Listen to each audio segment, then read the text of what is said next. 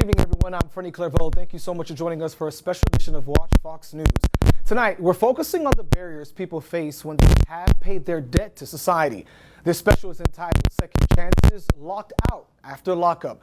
We have a number of guests tonight who understand what it feels like to try to get ahead, but only to be stopped because of their past. Our Byron is standing by with some of those guests as well, and we'll check in with him shortly.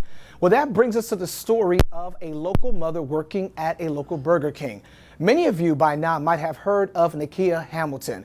Her story went viral after someone posted a video on TikTok in early July. Now, this is a Watch Fox exclusive. We were able to speak directly with her. She is a single mother of 3. She was in the middle of what she says was a shift lasting more than 12 hours at a Burger King in Irmo. That's flipping burgers, taking several orders, and keeping everything clean all alone for more than a half a day. She was doing her very job. Well, so that grabbed our attention, so we reached out to Hamilton a day after the video was posted to figure out what happened. She tells us one of her employees had just quit and no one else was able to come in, so she was working by herself. When we asked why didn't she leave the store, Hamilton said she's a single mother and needs to provide for her 3 children. She also says she wouldn't have a job in the first place without the chance she got from her manager. I wouldn't have no job because I do have a record, and it's hard to find a job with a record. And by grace of God, she gave me a job, so that's the only reason why I stayed for her. Well, just like Nykia, there are so many people with a record, and it's hard to find a job. As a matter of fact, according to the National Reentry Resource Center, listen to this, nearly 1 in 3 adults in South Carolina, that's 1.1 million people, have a criminal record. Many of them also have trouble finding a job, not because they're unqualified, but because employers are concerned about hiring people with a criminal record. And that brings us to the first panel of our guests who are here to talk about it. Joining us now, Byron Gibson, Fifth Circuit Solicitor, Lester Young, Path to Redemption, and Alison Elder with a time served. Thank you all so much for being here with us tonight. Thank you for having us. And we know this is definitely a topic that we need to discuss when we have to talk about. There are so many layers. Even before, during the commercial break, we were speaking about those layers. Lester, we want to start off with you. Many people who have been rehabilitated like yourself, the major issue, and we're hearing, is finding a job. Can you attest to that? Yes, as I mentioned earlier, is that as a person who's formerly incarcerated, I did 22 years and 5 months in the South Carolina prison system, and one of the biggest challenge was not me lacking the skill set, it was me finding an employment. And many employers choose not to hire me based upon the felony convictions, and they never gave me or anyone like myself an opportunity to be able to tell the story and what happened. So a crime that happened in 1992, I'm still being denied employment. Here it is 2025, individuals still being denied employment for a crime that they committed at 19 years old. So that's one of the biggest challenges individuals face, getting out of prison, that legal collateral consequences tied to a person's felony conviction, the invisible shackles after prison. How was it for you getting a job? Were you able to find a job? Now, as I mentioned earlier, one of the biggest, I remember getting out of prison, my first month out of prison, I was working for $50 a day, and that's $10, for 10 hours, making $50 a day, and at the end of the day, I may get $250, and I'm running this entire business. I was the manager of this particular business. I was getting $50 a day because the individual realized that I had a felony conviction, and then they saw an opportunity, what we now understand, I understand back then as well, it was exploiting my labor for their benefit of the opportunity. And all because of your record? My record is the reason why they chose to pay me that amount of money, because I had a felony conviction. They felt like it was doing me a favor at the time. Solicitor Gibson, your office prides itself on helping individuals who also have been rehabilitated. How does that process work exactly? And that's complicated on a couple areas. One of the areas that we work in most and where we can do the most good is in situations where somebody has has been convicted and it's been a misdemeanor of some sort, then that can qualify for expungement. And so one of the things we want to make sure that we do is in situations where, let's say, a case has been dismissed or there is a not guilty, those need to be expunged outright. Because a lot of times people will be convicted of a situation and it's a misdemeanor, but they just don't realize that, or they pay a fine and they don't realize that it's still on their record. And so employers oftentimes will see those situations on their record, and even if it's a not guilty and it was not expunged, they'll see those things on their record, and it can inhibit them from getting housing, it can inhibit employment, and sometimes even impact credit. And so one of the things we talk about a good bit is when you qualify for an expungement, coming to see our office so we can help you with that process. Alison Elder, you work with a lot of individuals who have been formerly incarcerated. How does your group help those who have been there before? So I co-founded and direct a legal aid called Time Served, and we work with currently and formerly incarcerated people, helping remove the legal barriers to their second chance. One of the main things we do in the reentry space is record cleaning, to like what Solicitor Gibson was discussing. We're so lucky in South Carolina that we do have embedded staff within all of the solicitors' offices that are processing those expungement applications. But sometimes people don't know where to start. I know there was one study that only 13% of people that tried to pursue record cleaning without a lawyer were successful in receiving any, whereas 70% that spoke with a lawyer and worked with a lawyer were able to get some record cleaning within 6 to 7 months. Sure. So we really encourage people, if you've never seen your background, it's kind of like going to the dentist when you don't know what's wrong. Go ahead and take a look, speak to a legal aid attorney such as ourselves, because you don't know what's possible until you speak with a legal professional. One of the things, going back to what Lester even mentioned, it's hard for individuals to get a job, so it's hard for them to get a lawyer. How are they going to pay for an attorney if they need assistance? What is it like you all helping those individuals? Is it a process to get an attorney as yourself? Yes, so we work with people that can't afford lawyers. We're really fortunate that we're able to run as a nonprofit legal aid with the support of the South Carolina Bar Foundation and other foundations and individual donors that believe in second chances. Because really finances shouldn't be a barrier to access to justice. I think that one thing that sometimes stops people along the process is concerns about, well, how much are these expungements going to cost me? It can add up, but even if somebody's record is not eligible for expungement, which is like erasure, right? It's not going to be publicly viewable anymore, your record. Everything in South Carolina that's a South Carolina conviction is eligible for a pardon.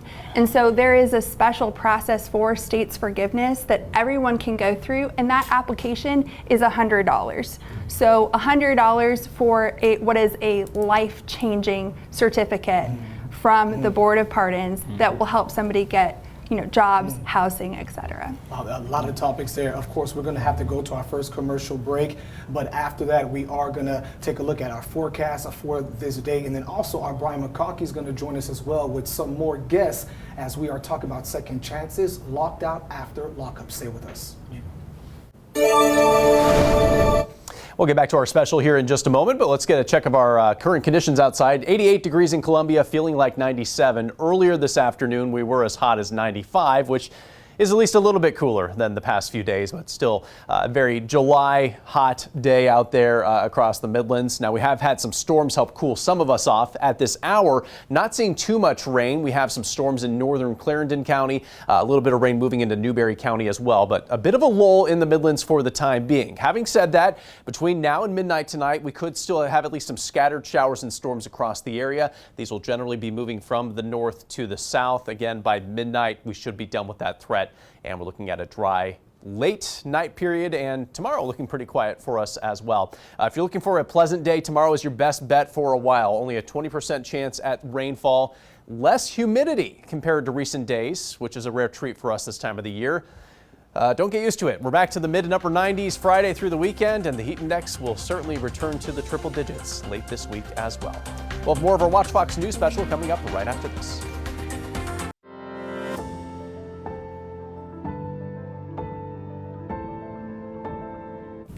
Welcome back to this Watch Fox special program, looking at second chances, locked out after locked up, being locked up.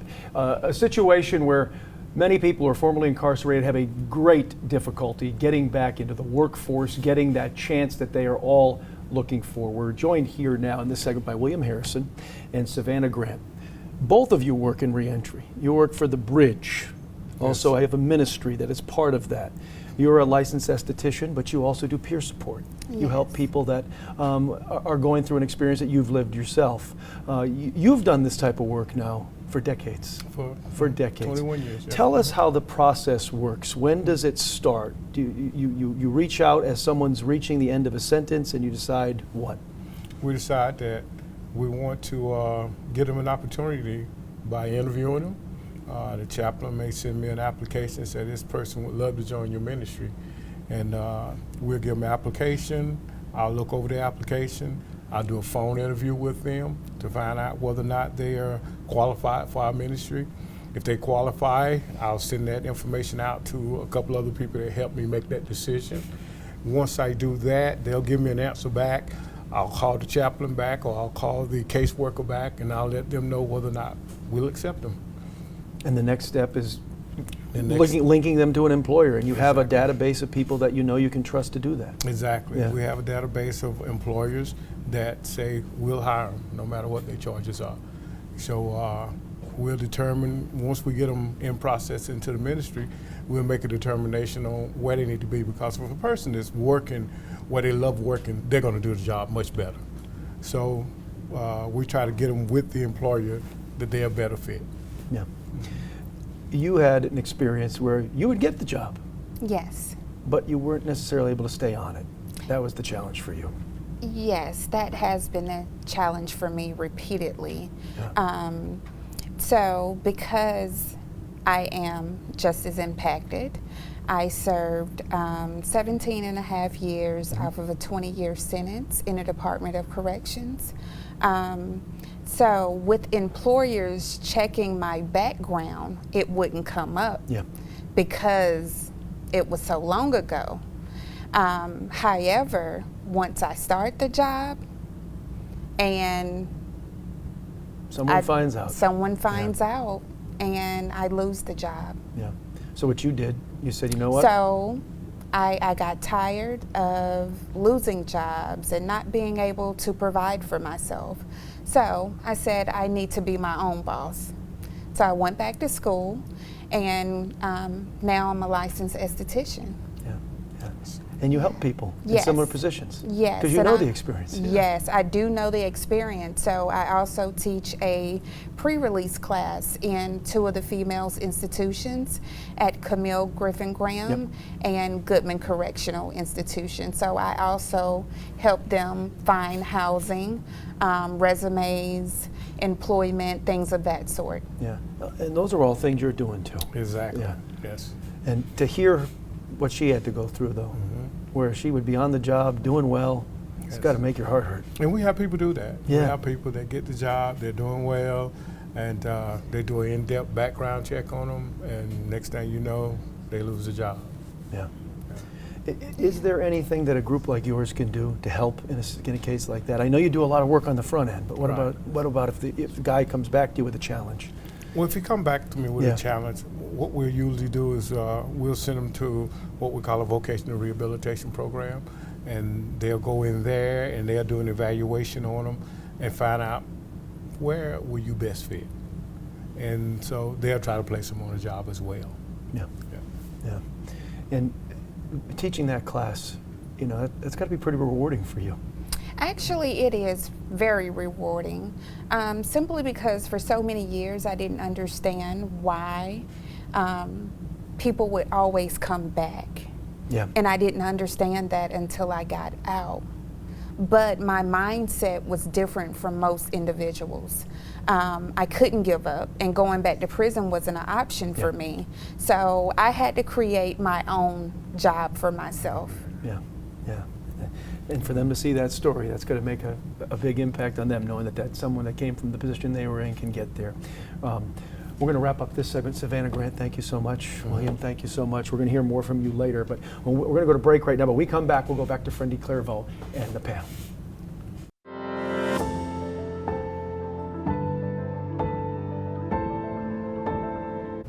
Welcome back to this Watch Fox special entitled Second Chances Locked Out After Locked Up. Joining us now for our panel is Candice Beasley with Benedict College's Best Lives Center. And of course, we have Lester Young, who joined us again, as well as Byron Gibson, the Fifth Circuit Solicitor. Candice, thank you for joining us tonight. Thank you. We're going to get to you. This Best Lives Center, what is it all about? So Benedict took on the opportunity to assist those that are currently informally incarcerated, as well as military families, formerly fostered, and adult learners. So we are basically a community resource.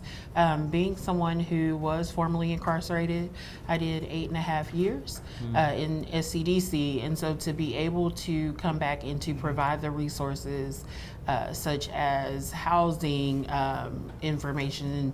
We do skills and trades, tuition assistance. We can assist with registering for college. We assist with food poverties, just basically anything that you would need coming out. I've been there, so I would know how to assist and get those resources. And you have that compassion, that level of compassion. I definitely do. It's my passion. And Solicitor Gibson, to that point, how can I live my best life if I'm shackled, like Lester was saying, because we have all these different things? Right. It's difficult, and there are a lot of hard choices that people are often having to make. But one of the things that in our office we pride ourselves on is we're ministers of justice as prosecutors. And so as we have these programs, some of those programs which involve expungements, as we talked about, become of crucial importance to our office. I mean, last year alone, we did, I believe, 1,121 expungements. So that's 1,121 people's records that were cleaned that we were able to assist with. Giving them a new lease on life. That's right. That's right. And one of the keys about it is, and I know we talked about having attorneys to do it, you do not have to have an attorney for an expungement. Now, there can be more complicated situations where it's good to consult, but we say call us because it's free. And so you give us a call. You can get your criminal record. That costs you about $25 or so that you can get from SLED online, and then we'll review it with you. We have a department and people who are trained to review that record with you, and they'll review it and tell you the things that are free, because some things are absolutely free to expunge, and then there's some things that may require a fee of some sort, but we'll talk to you about what those fees are.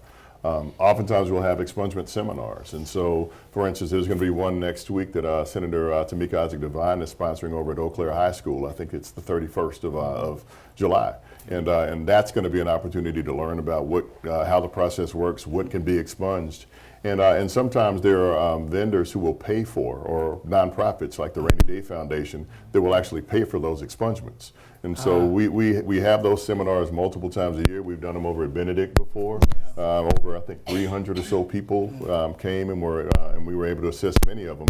But we want to just continue to do those things because that's the low-hanging fruit. And that's what it's about, these resources and helping those individuals. We have to go to a commercial break. When we come back, folks, we're going to speak with Lester Young, our panel again, Solicitor Gibson, as well as Candice Beasley as well. Stay with us because we have much more on this Watch Fox special entitled Second Chances, Locked Out After Lockup.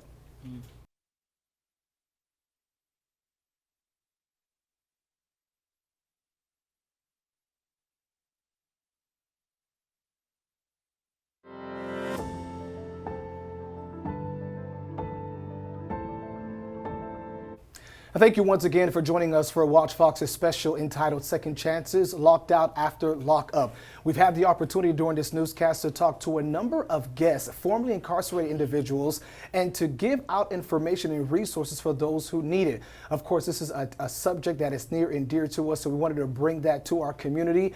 And we're asking you, even though right now this newscast is wrapping up, we're asking you to please join us on our YouTube page as well as our social media platforms and also our website at watch.com. We will continue this conversation right now digitally. Once again, stay with us, follow our Watch Fox YouTube page, and go to our website at watch.com where we will continue this conversation with Solicitor Byron Gibson as well as Lester Young, as well as some of our other guests that we have here. And we will check back in as well with our Brian McConkey for more information, folks who don't want to miss the next portion of this special. And as well, right now you see this QR code that's on your screen. Go ahead and scan that QR code and get all the information that you need. Somebody may need that information, so go ahead and scan that QR code right now and help that person out. Once again, stay with us here as we continue this conversation on our social media platforms.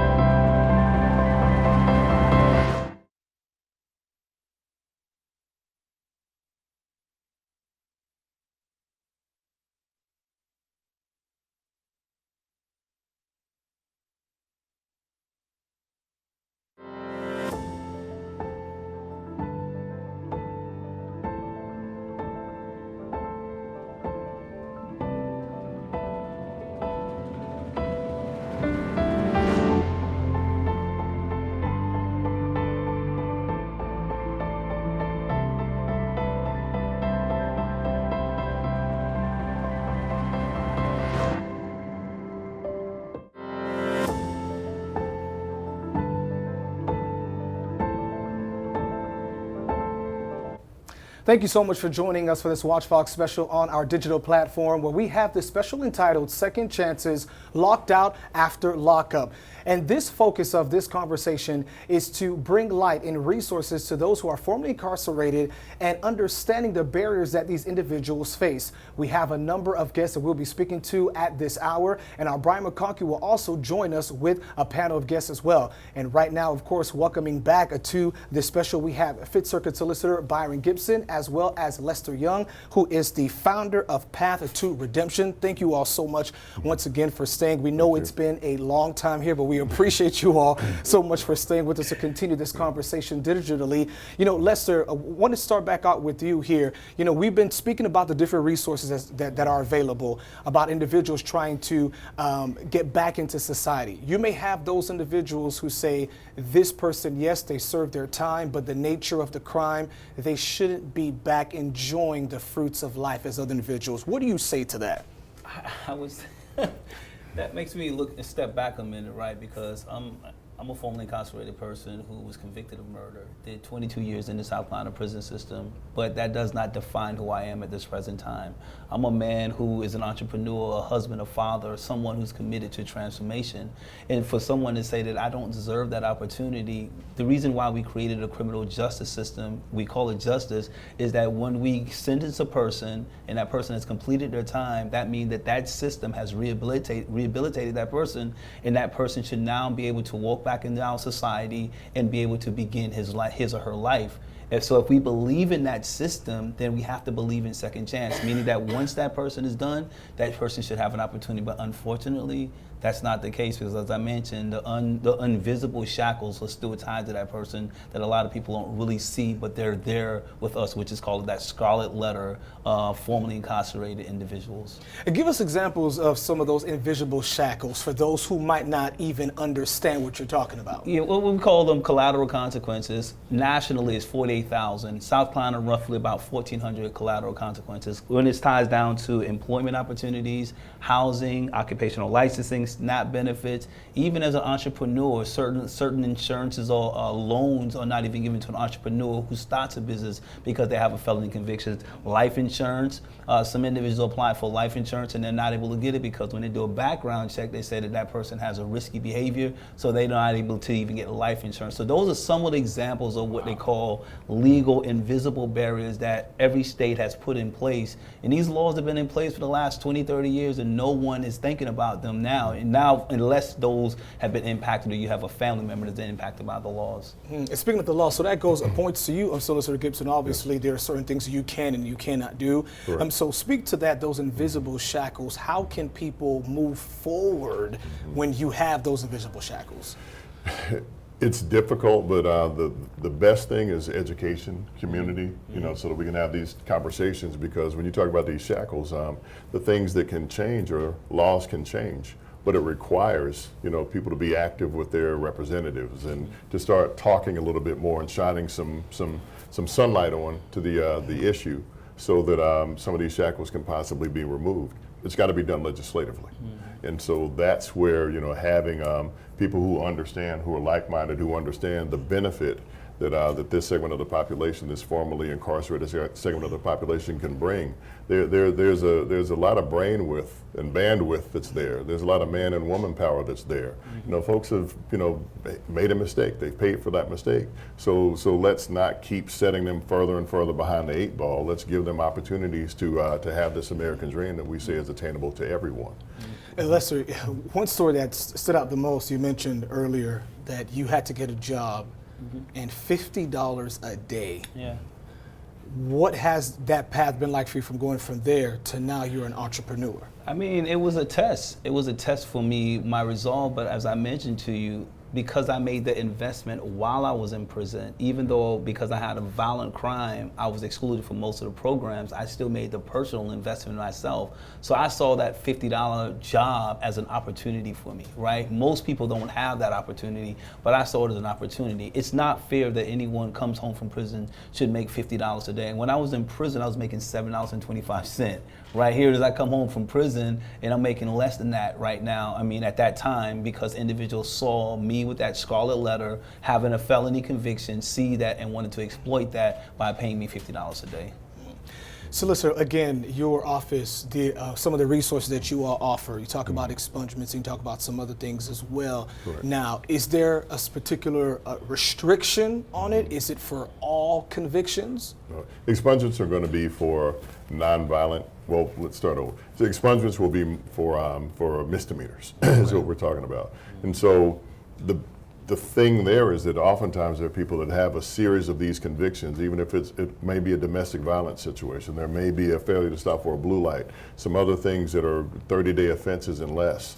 And those add up. And so again, if there are situations that were, maybe the court case was dismissed, they were found not guilty, or maybe if the only thing that was there may have been a domestic violence situation, then after 5 years you qualify if you've had no other convictions to have that removed. If there's been a failure to stop for a blue light after 3 years, that can be removed. And so that's where the counseling from our office becomes important. That doesn't cost you a penny. Give us a call. You know, you do need to get your criminal record, which you can obtain from SLED. I think it's sled.org. It costs you about $25. Come equipped with that. We can sit down with you and counsel you on those things that can be taken off. And so again, the felonies we can't do anything with. That's where the parole and the pardon process has to happen that was being talked about by Ms. Elder a little bit ago. That becomes important there, but these other matters can be things that can prevent you from getting housing. They can prevent you from getting jobs and professional licensing. If you can remove those misdemeanors, it makes it a little bit simpler to I won't say simpler, but it makes the process a little quicker to get the other matters removed. But if you can get them expunged, again, we can counsel you on that, and we do that every day. I mean, 1,121 of those we did last year. Before we move on to our Brian McConkey, who has some guests that are standing by as well. Lester, one last thing for you. You did mention something you said when you were in prison that you worked. So are we seeing a number of some prisons offering different resources or schooling to help those as they move out of the prison? Most likely some of them are, but you find some organizations see where prison labor can benefit from prison labor.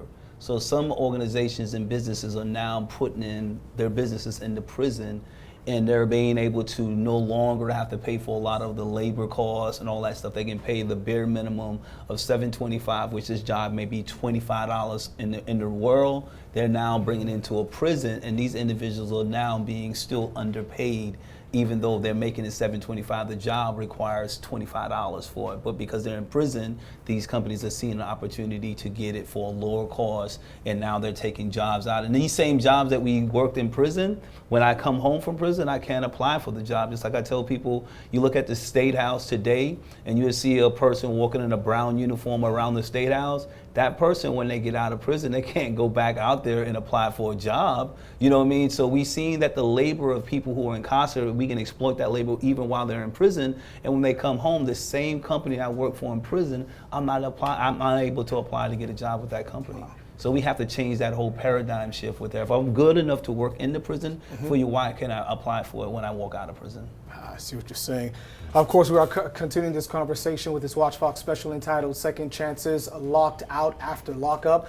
We're going to go ahead and send it over to our Brian McConkey, who is standing by with some other panel guests to offer their perspective and their resources as well. And Brian?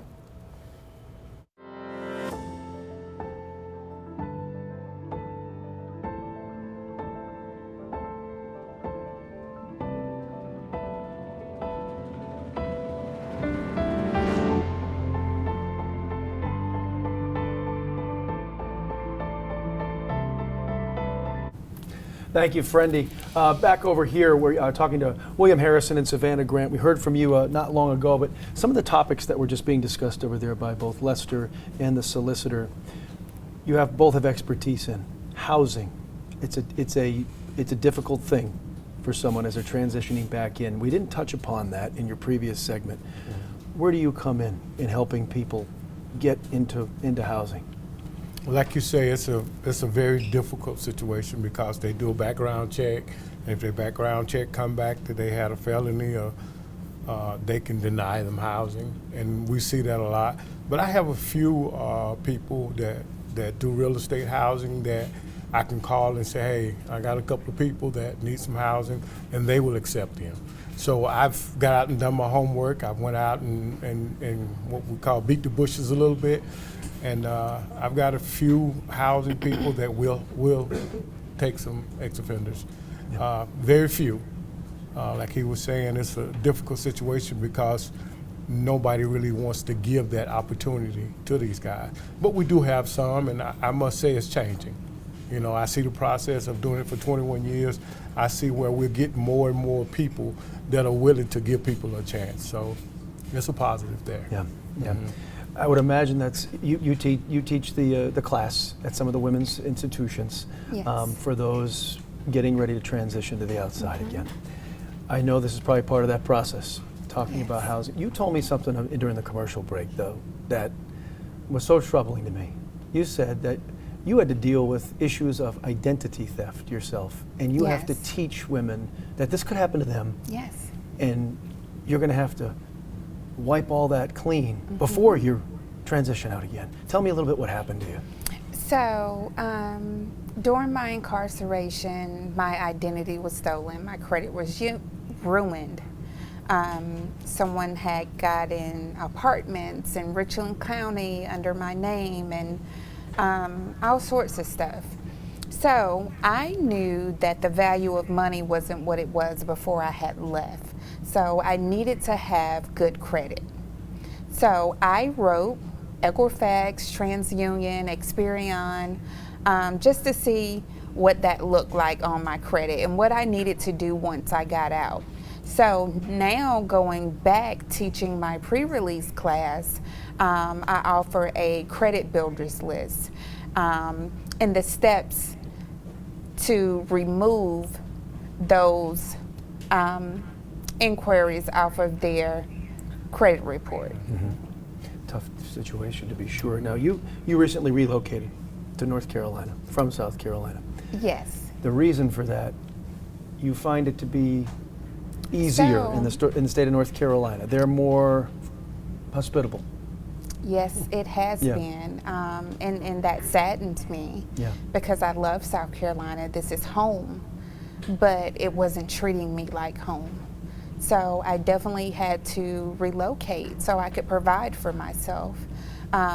So I also, I'm a peer support specialist in North Carolina as well. I help justice impacted individuals getting out of prison, federal and state as well. Pretty much just helping them navigate through life and assisting them with employment, again, resumes, whatever they need, clothing to help them coming home. Yeah, yeah. To hear her say that, William, that that North Carolina is more open for folks. Do you see that yourself? I mean, I know you're based here in South Carolina. Right. Haven't had a lot of experience with North Carolina. I've heard guys say that, you know, you can go up there and get some things done that you can't get done in South Carolina. But I think we do have a lot of people in South Carolina that are like my brother over here that's saying, you know, he's got out of prison and he's knocked down a lot of doors and opened some doors for some people. So I think there are opportunities being open. It might not be in the area that she was in at the time, but I know up in Spartanburg, South Carolina, South Carolina is considered the third givingest city there is in the world. So you think about that, they are willing to give to what we're doing. It might not be at the level of where you were and what you was doing at the time, but I know in certain areas that we are able to accomplish a lot. Yeah. So I feel like South Carolina might be a little behind the bar, but they are working to catch up with.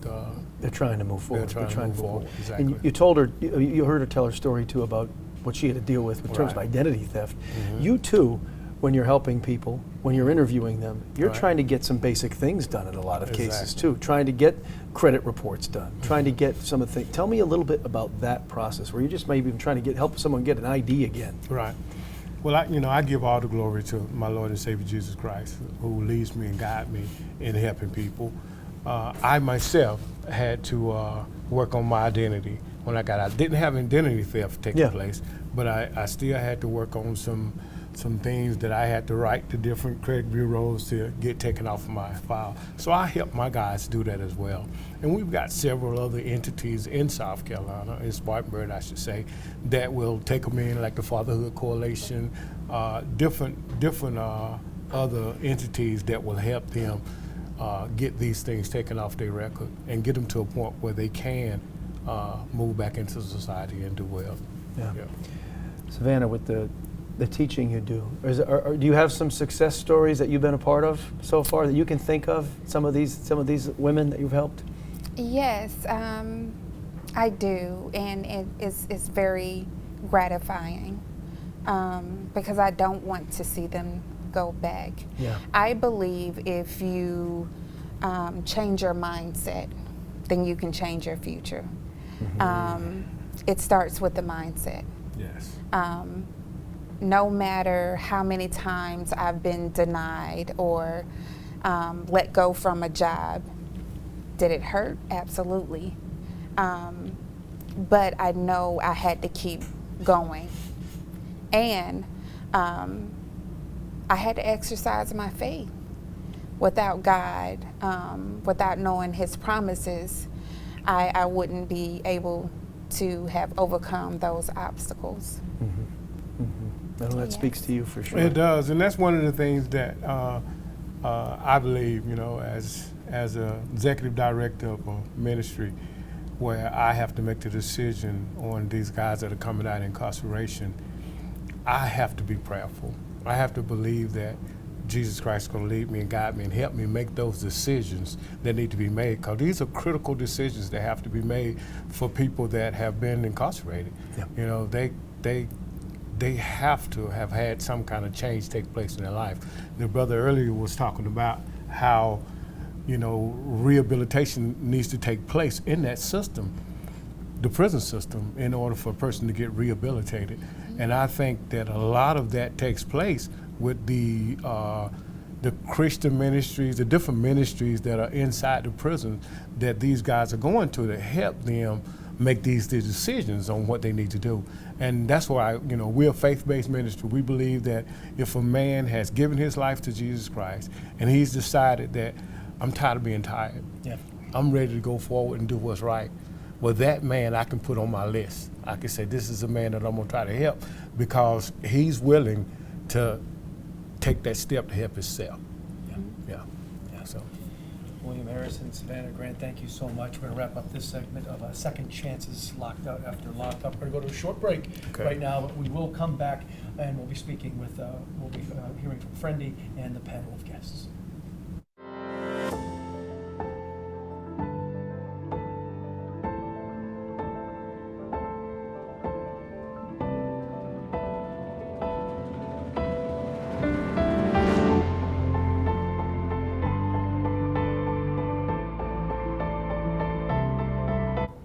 All right, we are continuing our conversation with Watch Fox's special edition today entitled Second Chances Locked Out After Lockup. Joining us once again is Alison Elder with Time Served. We have Lester Young, Path to Redemption, and Fifth Circuit Solicitor Byron Gibson. Again, towards the beginning of the show, we talked about the single mom who worked at Burger King and Nykia.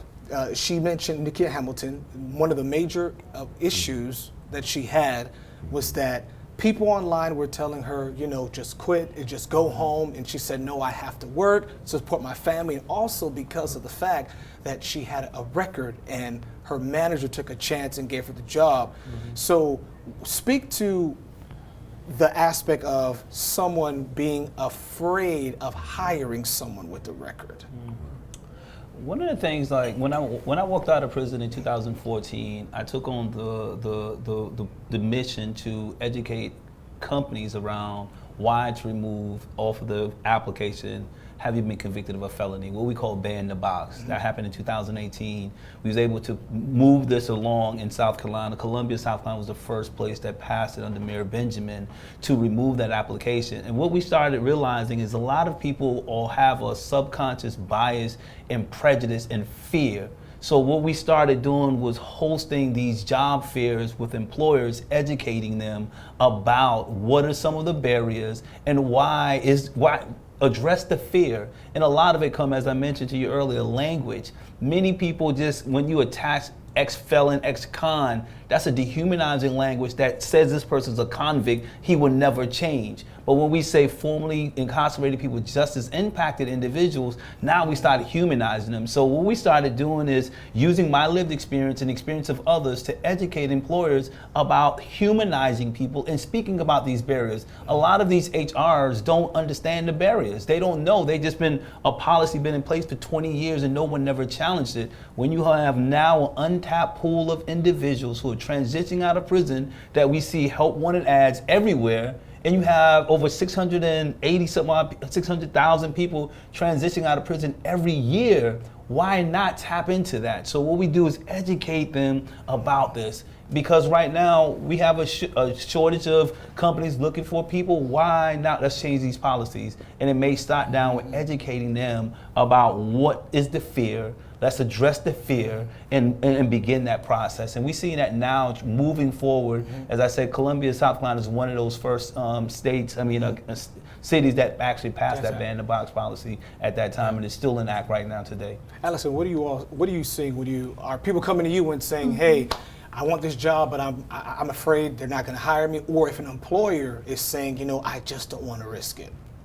Yeah, so we're lucky. We work with a lot of Nykias, and what I say is, my clients are some of the most loyal employees you're going to find. A lot of times when people come to us, that job that gave them that chance, they've been there for 13 years. And so once somebody takes the time to invest in that person, but to your point of how do you kind of open that door and start that conversation, ban the box is hugely helpful, because we know that 50% of people with a criminal record aren't going to get that callback rate. That's your chances of getting that opportunity to explain what happened and talk about who you are now is so diminished. So if employers will just open that door, sometimes we try to help open that door with a letter about the person's record, because we know the criminal code, it categorizes certain types of behaviors, but two very different sets of circumstances might fall under the same category. It's really only telling part of the story. It's not telling the context for what happened and what the person's done since. So if you're willing to open that door, you're going to get some really loyal employees. Go ahead. I was thinking about something Savannah said about entrepreneurship.